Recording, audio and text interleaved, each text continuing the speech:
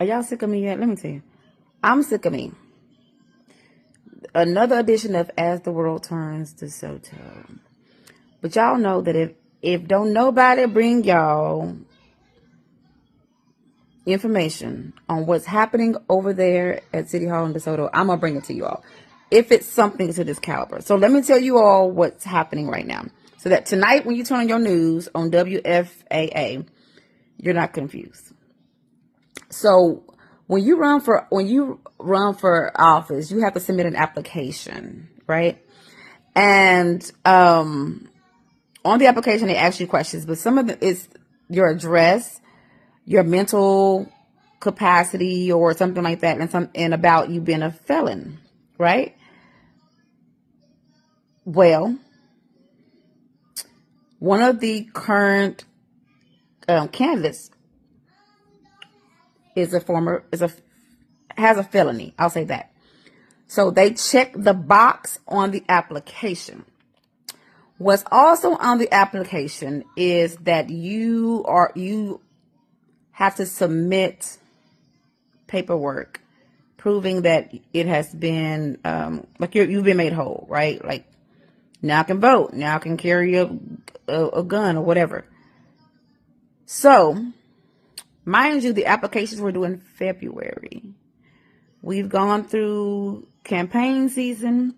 We've gone through the regular election. And now we're in a runoff. And then yesterday,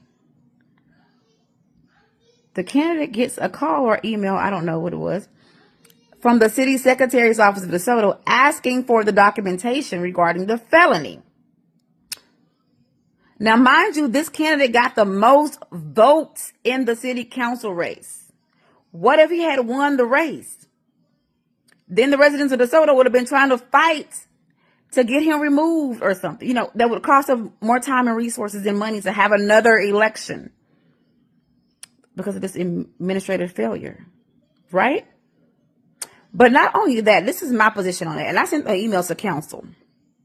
Not only that, I feel like the residents of DeSoto were cheated, but so were the other candidates in place 3. Because if this had been called or asked of early on, and he had not produced it, or it would have caused him to be disqualified, then there's another candidate could have been in this runoff. Right?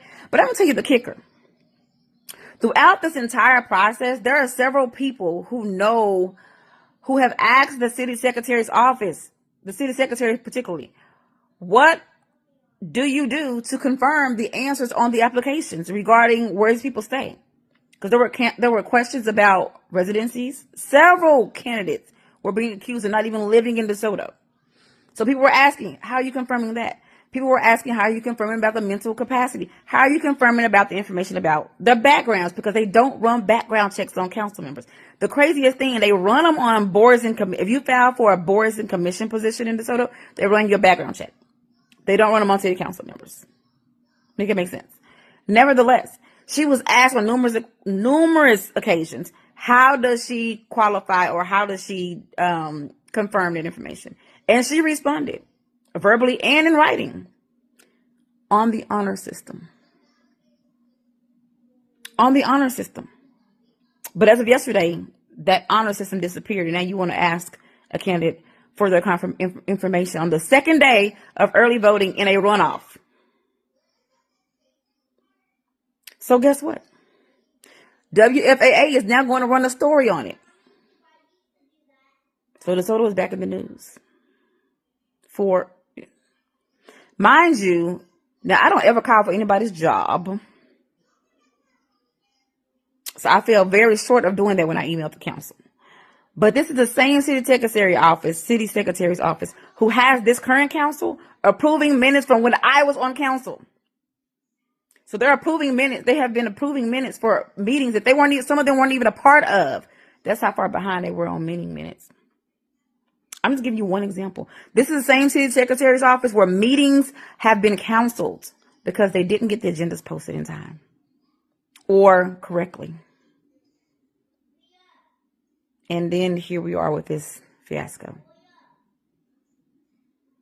This is what's happening right now in DeSoto.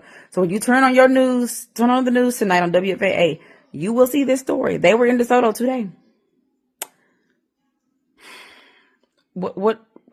And then what are the options? If he is disqualified, right? Now they disqualify the 1,900 something votes, people who voted for him, and their votes didn't matter. He got the most votes in that race. And so now what do? You go back to the guy who got second place. You can't do that because the collective votes against him were more than what he got.